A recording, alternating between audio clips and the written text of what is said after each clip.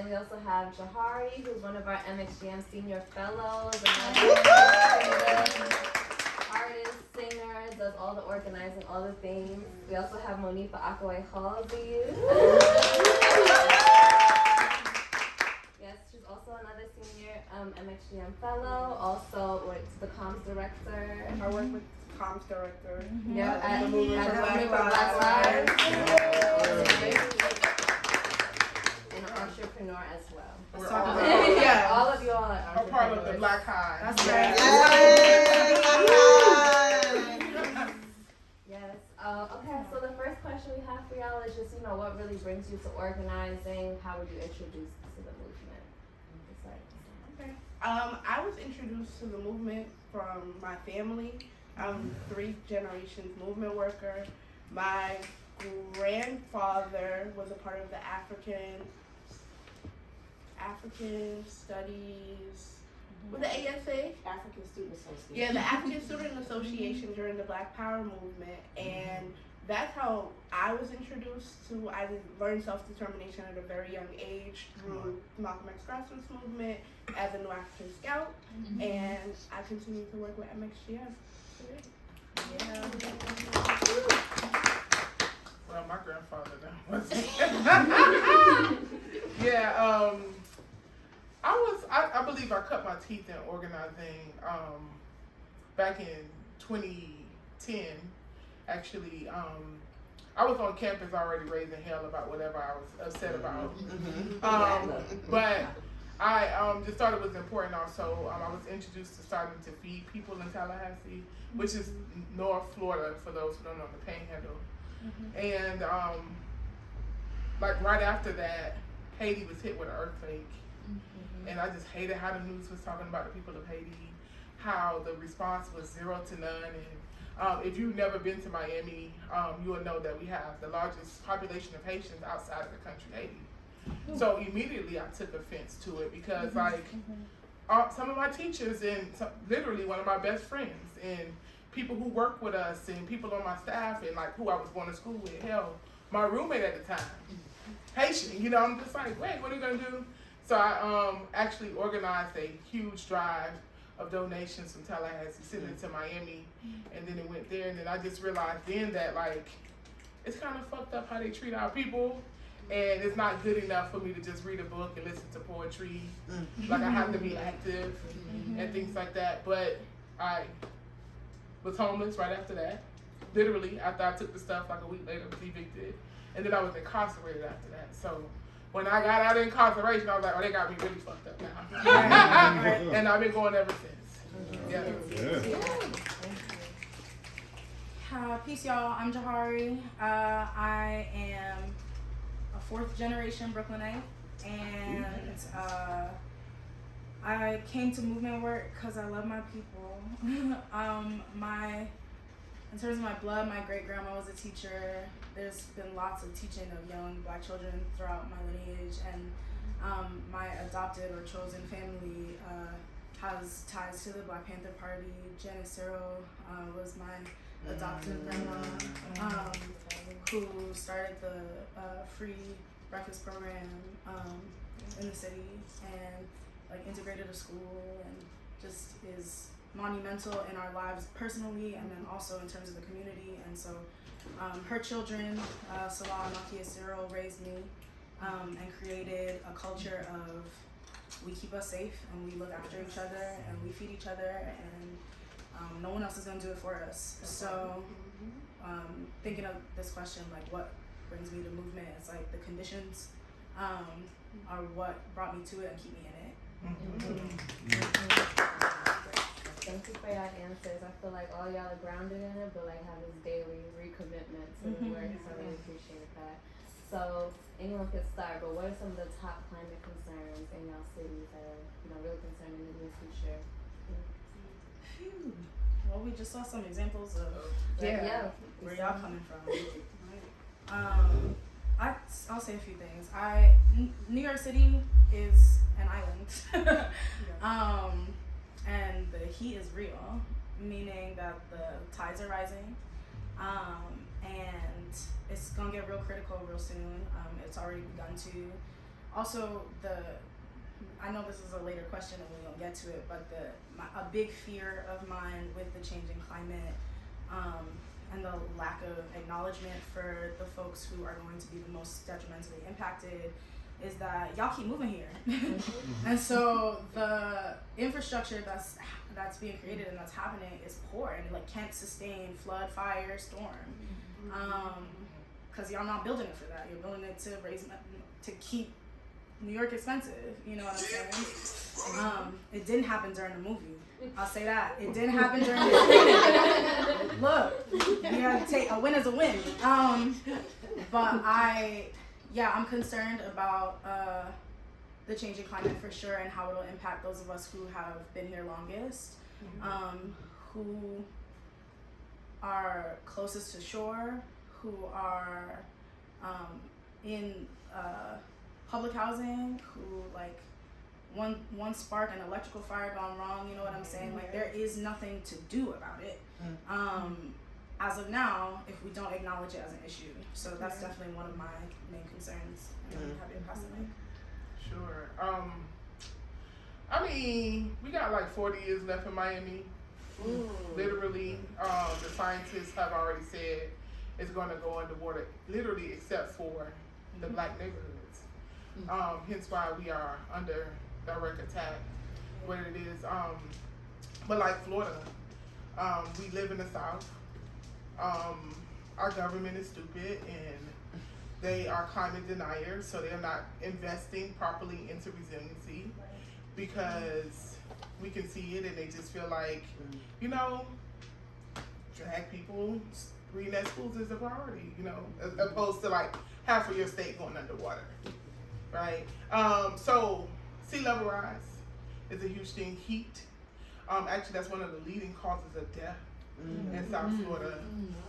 Heat, especially for our elders, people who live in public housing. A lot of them don't have AC.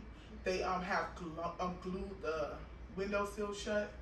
Say it's for safety, but people can't even ventilate their homes. Mold is a huge thing that is happening there. Mosquitoes, we had a Zika outbreak, 2017, 2018 in Miami. And it's starting to impact stuff like our crop, our drinking water. Also, you hear farm workers saying they put the shovel in the ground. Saltwater intrusion is happening. Yeah, if y'all have heard of Surfside, that was a building that actually fell. That was because of saltwater intrusion, and it was eating away at the foundation. That's exactly what is happening in Miami, right? So it's not going to be this big wave come in, right? It is going to look like the salt water eating away at the foundation of the city. And what we saw with Surfside is exactly what it's going to look like. And to see thousands of families die in front of our eyes within minutes was so harmful. And the scientists was trying to tell the government since '92, hey, this building, found out the courthouse was like that, one of the jails is like that, and so many buildings throughout the city, and it makes us really, really nervous. And we also know, just like you said, people keep moving. Well, 200,000 New Yorkers moved to Miami during COVID. That's what I'm saying. And then another 100,000 came from LA. I guess they were like, if we're gonna have to spend all this money on houses, we might as well have a beach and sunshine, I be feeling like that a little bit too. However, Miami is not the most expensive city in the country. And Florida is not the most expensive state in the country. That along with the trifecta of a horrible government, right? Big agriculture, that's the farmers, the big ones, pumping all of the toxins in our water and in the air. And then Duke Energy, which in Florida is Florida Power and Light. That's their umbrella for the state of Florida. Pumping all of their toxic waste inside of our water. The little bit of fresh water we have, pushing the boundaries on the Everglades, which is still occupied by indigenous people, but the government thinks it's okay to sell it to Zephyr Hills. I don't know how you sell something that don't belong to you, but this is America. Capitalism does what it does. But those are the things, I just always tell people, I feel like climate is like a threat multiplier. So when you're dealing with communities that are already vulnerable, right? People who are already dealing with daily stressors, right? Y'all know what stressors are. Rent, crime, hell, access to education, food deserts, health, all of these things, and then a shock hits you, right? That could be a flood. That could be an uprising. That could be the police kicking in your door. That can be a fire. That can be a snowstorm or a blizzard. That could be a lot of different things, but that shock hits you. Because most of our people are not prepared for those things, right? And it's easy to say, get prepared. But it costs money to get prepared. It takes time to get prepared, right? And when people don't have those two things, they just can't, right? So I feel like one of the biggest things when it comes to climate in South Florida, well, as I traveled the country and I did work around the country, it's the fact that we are resilient as a people in our hearts, right? Even without the preparation tools, Black people be, doing what we do. That's right. However, it's getting harder and harder to do that because the shocks are coming more often. Like let's look at Mississippi. They had the Arctic blast in 2021. Now they have the water crisis, right? And they got hit by Hurricane Ida in 2022, and like it's just back to back to back. Like, and then the governor is doing all of the stupid stuff the governor is doing, right? Holding the money, stealing the money, and not allowing the people to do the things. And what we do know is the people in Mississippi are resilient, right?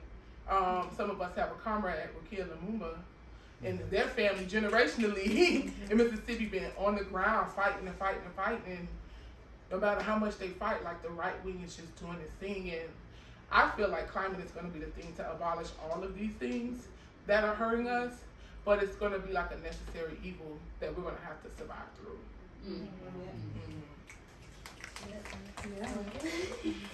That was it. Yeah, that was it. That was it. Okay. Well, you kind of spoke to it already. I was talking about the salt water and the malls, but what are some of the housing struggles that you're facing in Miami, also in Brooklyn, and how they're connected to the climate change? I'm going to let the New Yorkers start because now they're dealing with the gentrification on another level. Well, I want to let Monica, Go ahead.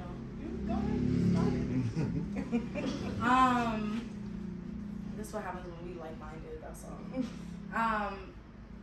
So it bleeds over from the last question as well. I want to start by acknowledging the unhoused community, like the unhoused population in the city, and how heat and lack of access to any kind of affordable housing or housing period is going to ravage the unhoused community.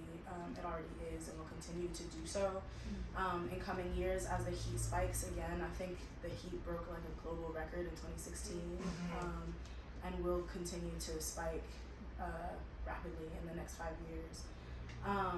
And so like you see folks with your eyes all the time, but like seeing and acknowledging another human being on the street who has nowhere to go in a heat that you can't bear for an hour, right? To get from one destination to the other. Like, what about them is always my follow-up question. So that's one aspect of it. Also what I said before about like just the poor infrastructure and like the climate denying, you know what I'm saying? Like folks refusing to acknowledge that it's an issue. And therefore, the more that you expand and the more that y'all try to make New York pretty, the more harm is being enacted on folks who made, I can only speak to Brooklyn, but who made Brooklyn beautiful in the first place, you know, who made Brooklyn livable in the first place. Like, y'all wouldn't have looked at Brooklyn if we hadn't fought for it. That's right. And now, like, just take the span of Bedford Avenue from Lafayette to Fulton, and you can't recognize it. This is my hood, you know, like these are my streets, and you recognize fewer and fewer neighbors. What impact does that have? We saw someone speak to it in the film, and that was in a whole different city, but like we used to be able to recognize each other, which means that if one of us was harmed or being harmed or in danger of any kind, like there was always someone a stone throw away who was looking out for you, who knew your mother, who knew your family. And now it's like folks don't even acknowledge me when I walk down the street anymore because they don't know me, you know what I'm saying? And that's scary, and how that overlaps with the changing climate is like what happens when we need somewhere to go and we're disconnected. What happens when we need each other, because we need each other, like right now. And then when folks get tired of fighting for their spot here, they move to another spot where our community, even if they're not our regional community, but they're still our community, are like, y'all gotta stop coming here too. You know, like we don't have the room, and even if it seems like we have the room, it means displacement. It means pushing someone else out of their spot. And I have no intention of coming up on my spot of Brooklyn, but it's ceaseless, you know, the effort to maintain it. It is, I heard you say what you said about affording housing in Miami, like, rent hikes, inflation, cruel ass landlords, you know what I mean, who don't live here, who live in Jersey or Philly or West Bubble or anywhere else, who like control your housing situation, you know what I mean? All of that overlaps with the changing climate, but it's also constantly detrimentally impacting the folks who have been here longest. And chances are, if you live here or you spent any amount of time here, you've met or have befriended a gentrifier. That's real, you know? But folks who gentrify the spot and then refuse to acknowledge that they're doing so, I gotta draw a line. You gotta talk to your people. We didn't get to solutions yet, but it is definitely a big part of the experience of being here. Is at least in my experience, I walk into a room and I know people get sick and tired of hearing me talk about gentrification, but I'm like, I haven't heard any of you mention it yet, though. You know, and you just got here, and so part of the harm is the erasure. Is acting like it's not happening. Is acting like it's normal. Is acting like it's regular to pay $3 for a bottle of water. It's acting like, you know, it's business as always. It's not business as usual. It is very new and it is very harsh. And the difference between like even our Brooklyn that we grew up in is drastically different from our parents' Brooklyn in the 80s and the 70s and the 60s. You know what I'm saying? Like neighborhoods where folks would not be caught dead being. There's now, and this is not hyperbole, babies on the sidewalks, like crawling on the streets. It's confusing, you know? The times haven't changed so much for you to be so comfy and do nothing, you know, to give back to the folks who are still making their way. So that's a bit of my 2 cents about it. Yeah, I definitely agree with you, Jahari. I feel a way that I can't live next to you anymore. I'm like, we don't even live next to each other. We don't, that community that was built for us and nurtured by our families is no longer exists. The price for housing in New York City is disgusting. For the amount of space that it's sometimes it's less than a closet. And I think that people don't recognize, everybody wants to move to Brooklyn because it's so hip and it's so cool and it's so whatever, but we live here. We developed that culture that is no longer, it's being diminished. I see more white people than I see black people in my communities. And this is the Bedford-Stuyvesant community that everybody has raved about being the most cultural place in Brooklyn. I wonder what it would be like if we got a little bit of piece of it. If we could enjoy life. If we could celebrate on the street without police bothering us. We could own something. If we could have land, if we could grow something in our backyard. We can't even grow fruits and vegetables in New York City because the soil is not, there's no nutrients in the soil to grow the foods that will feed us. So we're relying on grocery stores that are overpriced and they are not even providing us with nutrients. So we are relying on farmers market, community fridges, and each other to maintain a safe space as we are continuously getting pushed out. That's right. If I could just add one bit on top of that, the part of the to the food access piece, part of what's happening is also that you know, local grocers are doing what they can, and you walk into your grocery store enough times and don't see no fresh produce, you adapt. And so what's happening is like Whole Foods, Trader Joe's, and big companies of the like owned by Bezos and such are dominating a lot of our like consumption. Like a lot of folks have let go of the fight to circulate the dollar. You know what I'm saying? Because times are hard, and somehow eggs are more expensive across the street than at Trader Joe's. It's confusing. You know what I'm saying? And so that has an impact then on what is accessible to us, because if you're not circulating the dollar, the businesses will go, the shops will go out of business. And we've seen it a lot, and it spiked during the pandemic, as I'm sure many of you have experienced from wherever you're at, because that's a global issue, but it's especially true the further in the city you go. Well, if y'all don't see oranges and shit in y'all grocery stores this year, thank Ron DeSantis' stupid ass. Just make it illegal for undocumented folks to farm. So July 1st, sorry y'all. If y'all don't see fruits and vegetables, a lot of that comes out of the state of Florida. So in the grocery store, it already look like you need to go to the grocery store. You dig? So, I mean, take everything they said and just put Miami where they said Brooklyn, you know. But so what we're seeing is one, Florida has zero renter rights. You have zero renter rights. Okay, so the landlord has full range control over everything when it comes to renters, right? And then in Miami, well, when y'all come see the film, y'all will see the map, right, where we was able to prove climate gentrification, and it gives like this grayed out map. And the darker the gray is, that means it's more renter population, right? So areas where it was a whole bunch of home ownership, it is all now renters, right? And when there's no renter rights, then you layer it with the fact that Miami is 72% migrant, right? A lot of those folks are undocumented, language barriers and things like that. And then 70% of Miami is at or below the federal poverty line, right? So when people come to Miami, I know it's a beautiful place. We do live in a beautiful city. And I know the weather is good, don't get it twisted. But the people who live on the other side of that causeway, we feel the impacts of that, you know. Slumlords.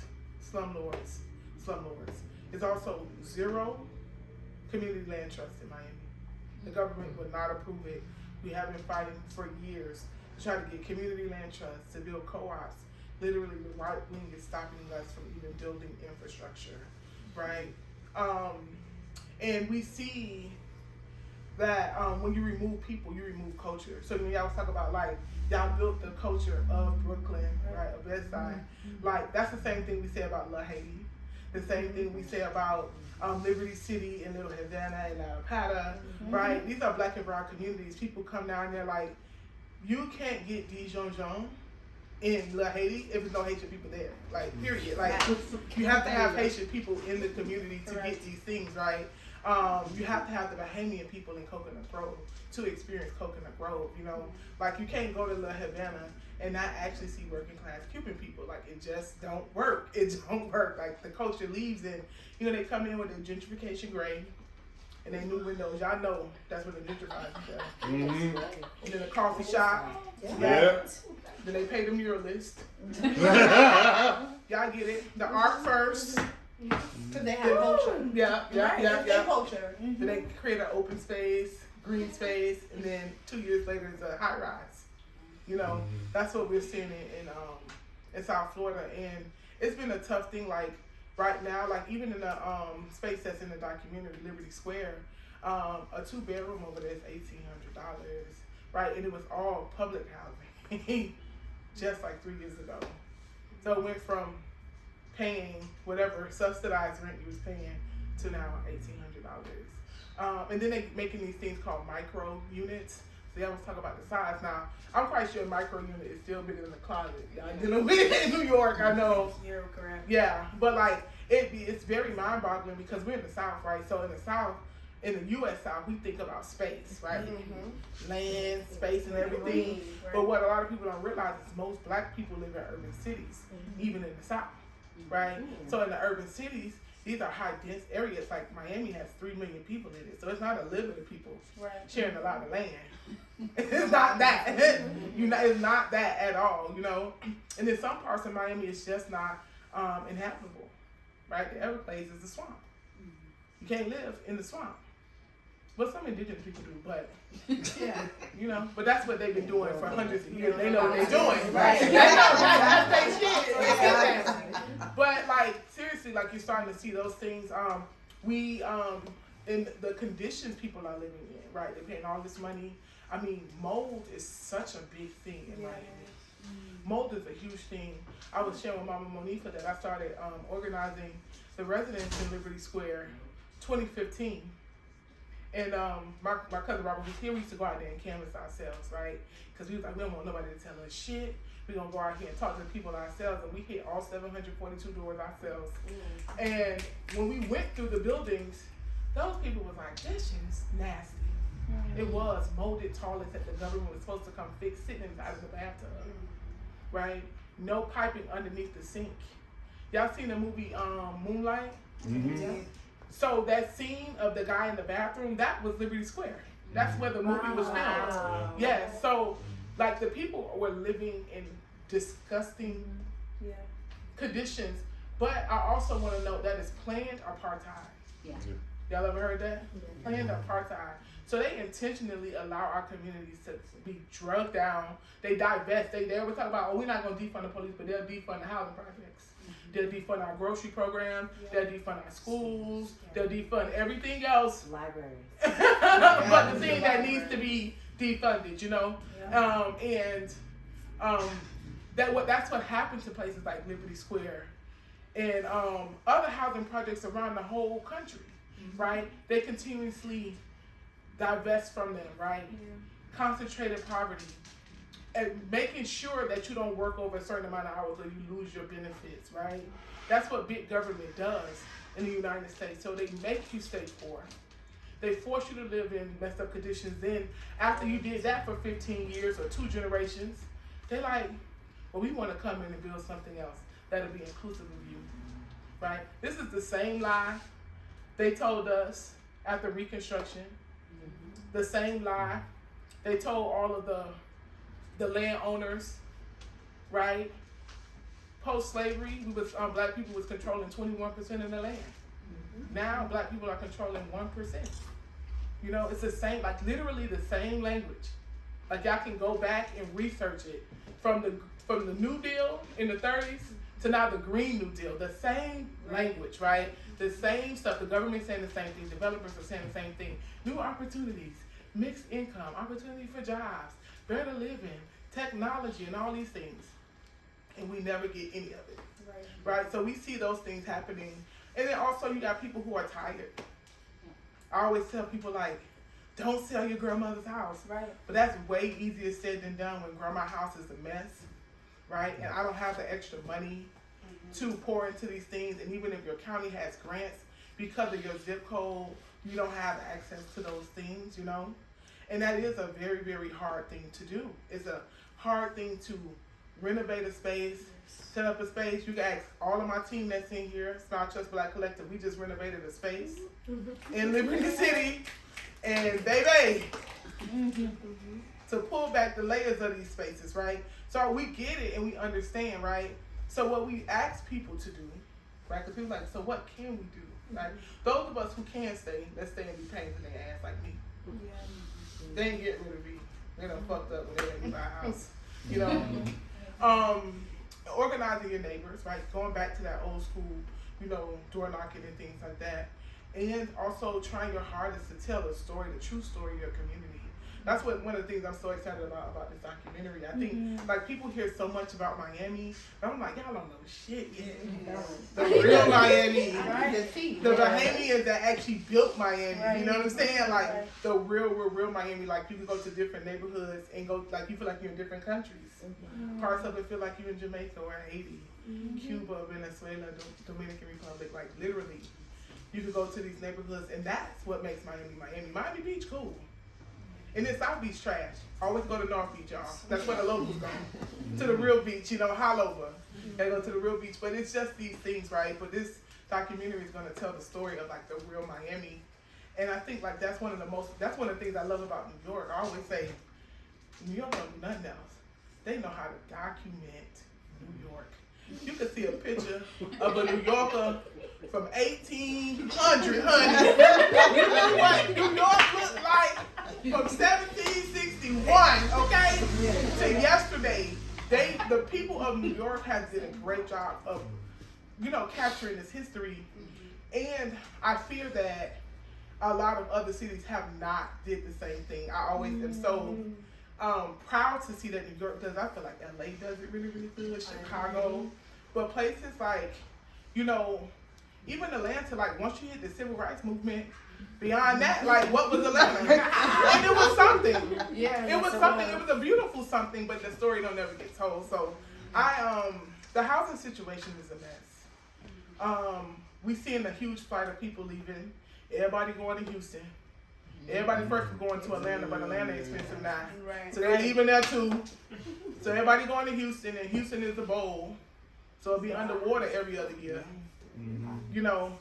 So just thinking about those things, and we losing land to sea level rise literally every single day. Hurricanes, all of those things, and that is all tearing away at the housing. Like trees are falling over on top of people's homes, and all of these things. And just in Fort Lauderdale, which is the county, Broward County, which is the county up north of Miami, it was this huge flood happened, 2 months ago, y'all? Easter. And it was flooded like that for like 2-3 weeks. And nobody went to the black community till we got over there. And I'm not just bragging on my org, but we was the only ones showed up, like always. And these folks are showing me, like their house, you could still see the mold, the ring of mold. Or now they had to throw all their furniture out. You got to put, like you walk down the street, piles and piles and piles of molded furniture. And so people are losing everything, no support.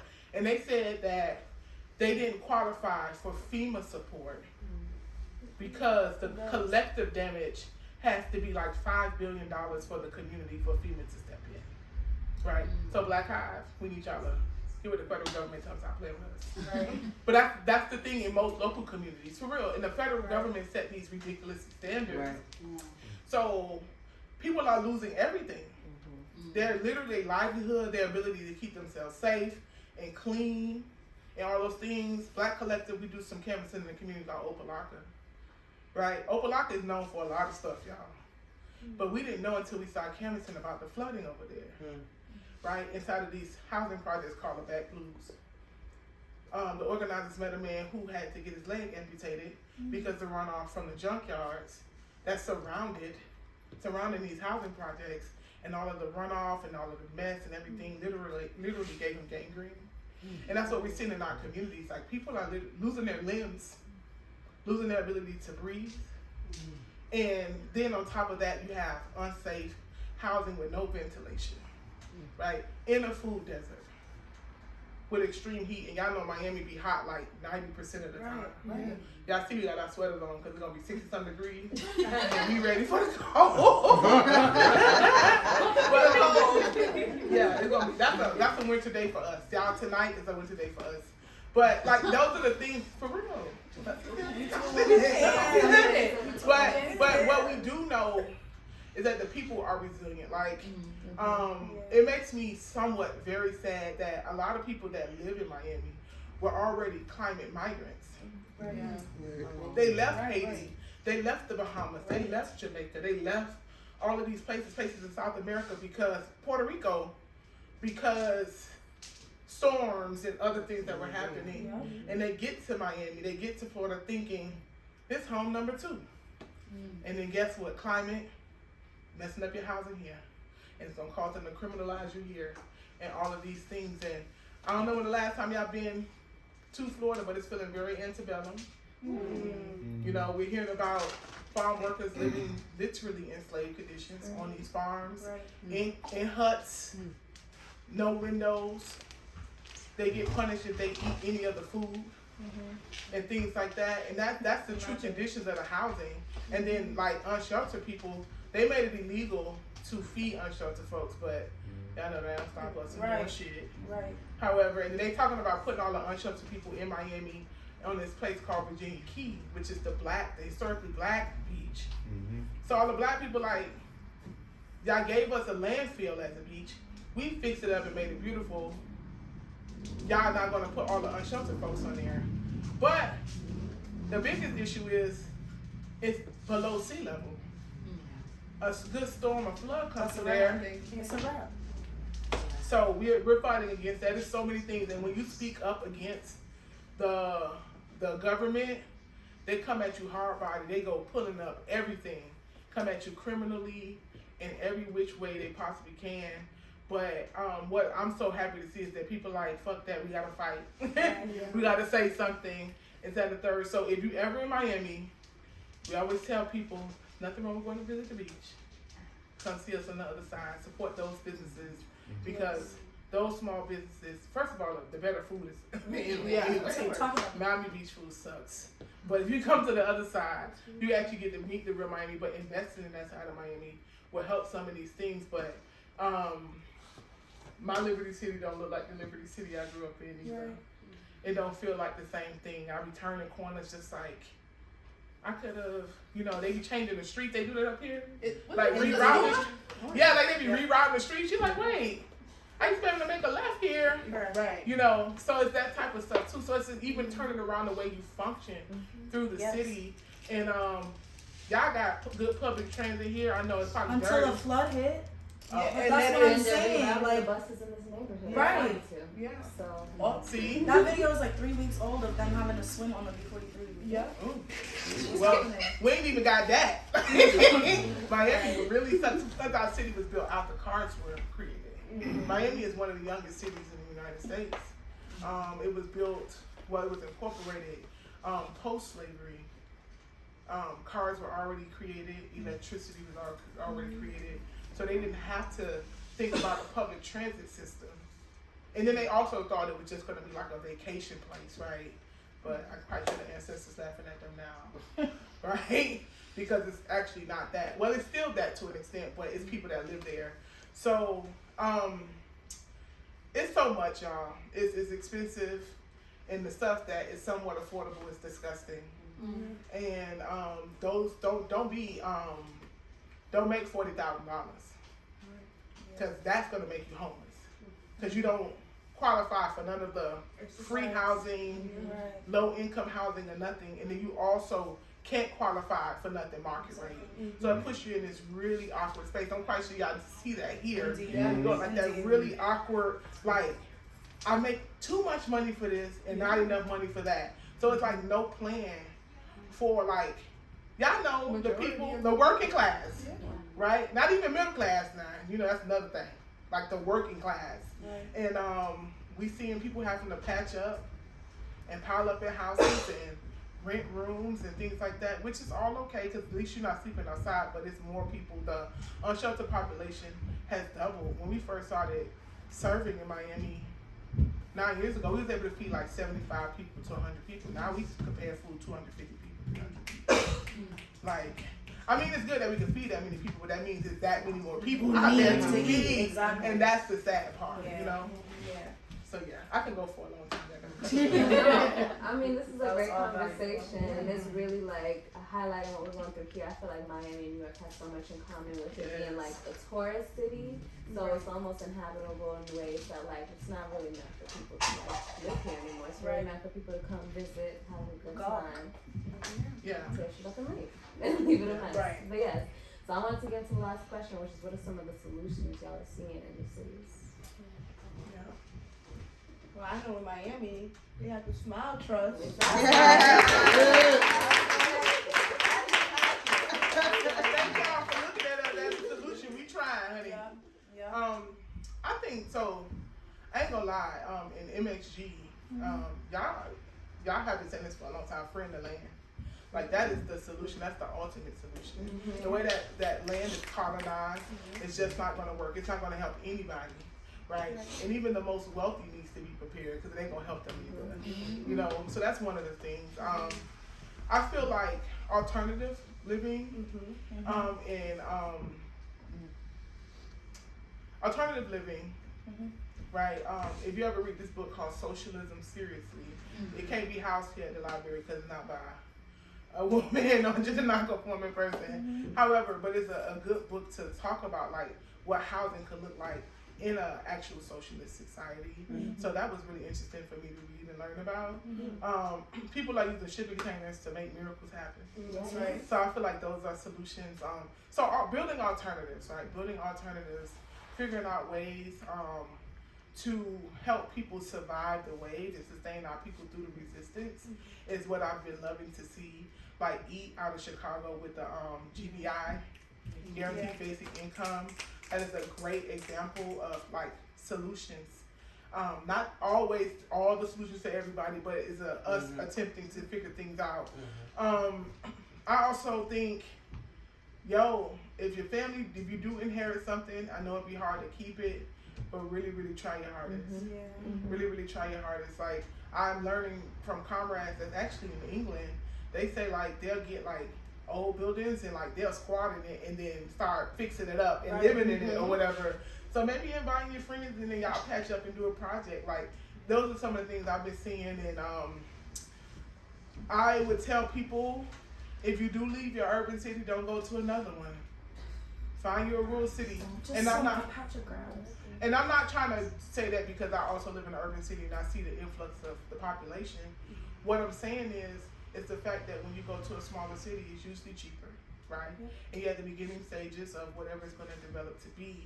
And it also helps lift the load off of the infrastructure that's already failing, right? In these bigger cities, like, it is failing, y'all. Like, the water system, I don't know if y'all ever watched the documentary of how New York gets fresh water, but y'all should be extremely scared. extremely scared. Like, you should not be drinking out the tap in New York. Type of energy, right? Miami is there also, but very much so in New York, right?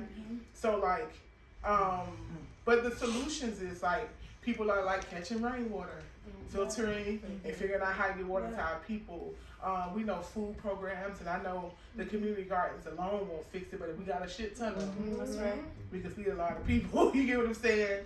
And also, shout out to the land stewards, the people who are saving up the bread, and organizations who are like taking that big step to be like, we're gonna buy this 100 acres and we're gonna figure out ways to grow food and create a place for our people. And it's not easy, y'all. It's not easy, but like, supporting those type of spaces, because that is where people are gonna have to go eventually, when the housing projects are all gone, right?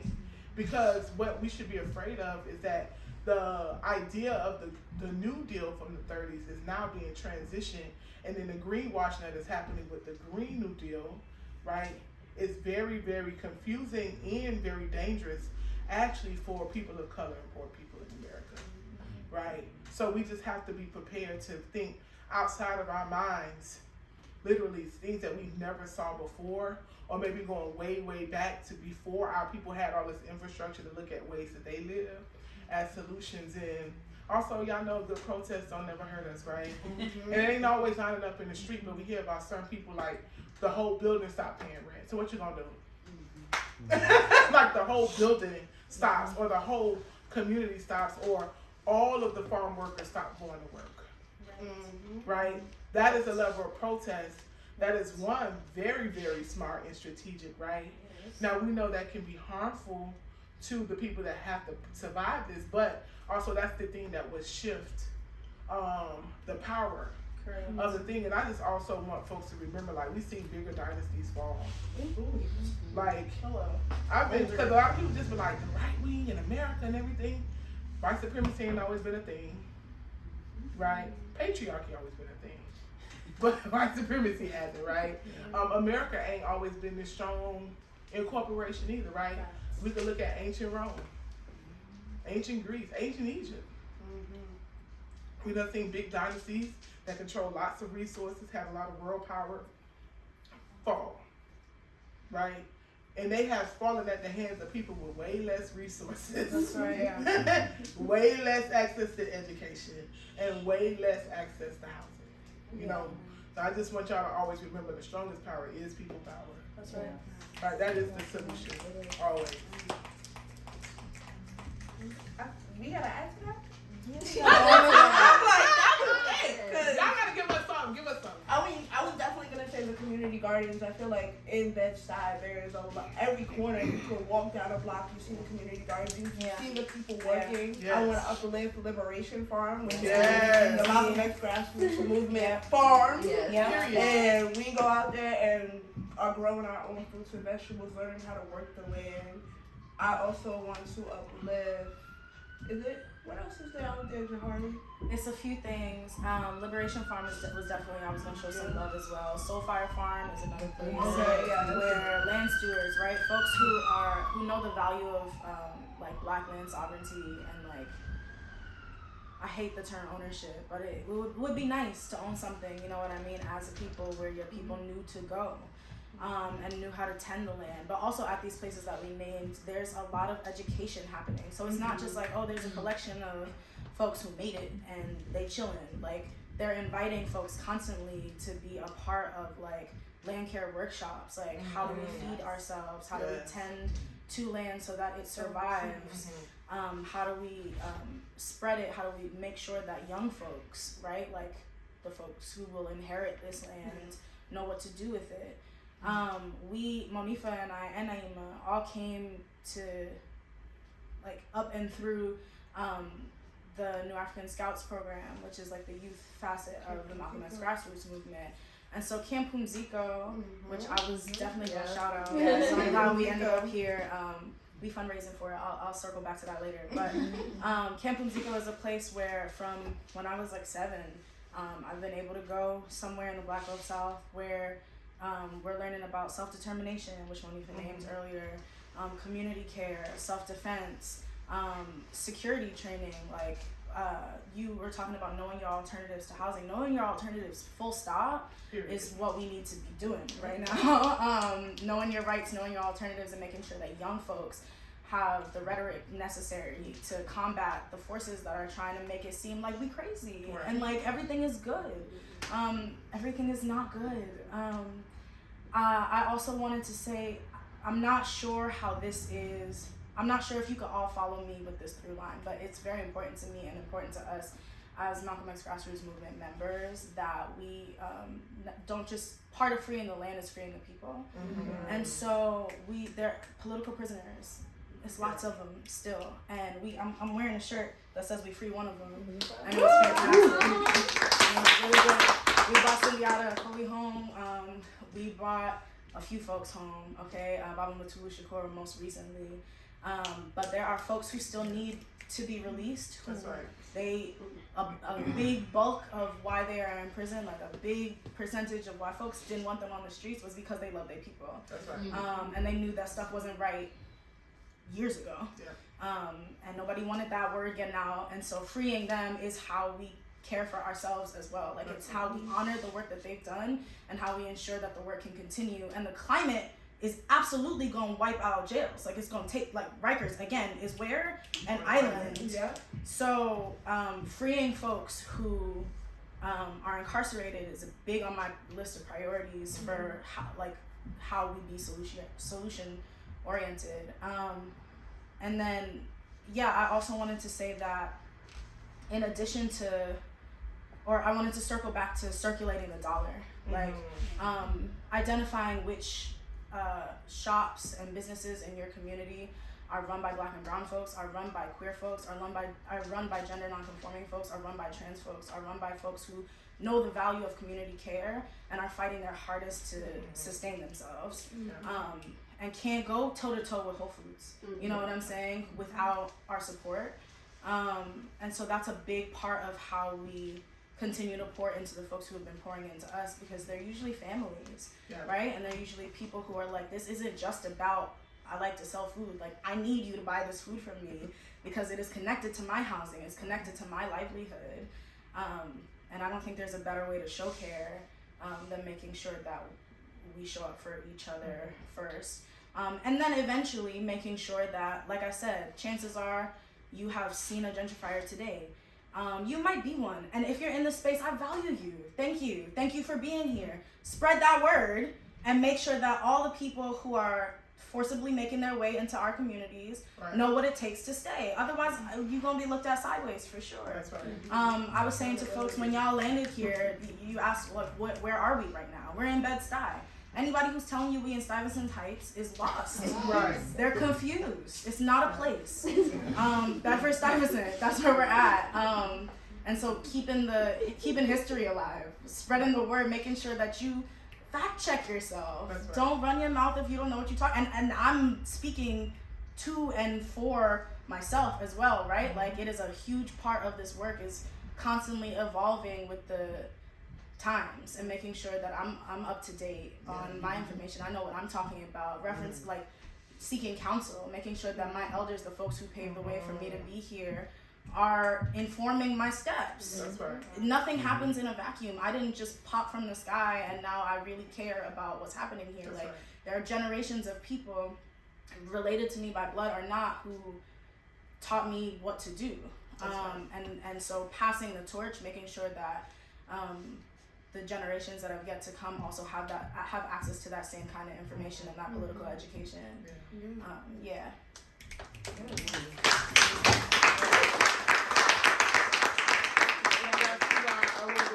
Pedal with me, and they just so dope. So it just won't be right if I'm not gonna be an organizer at this moment,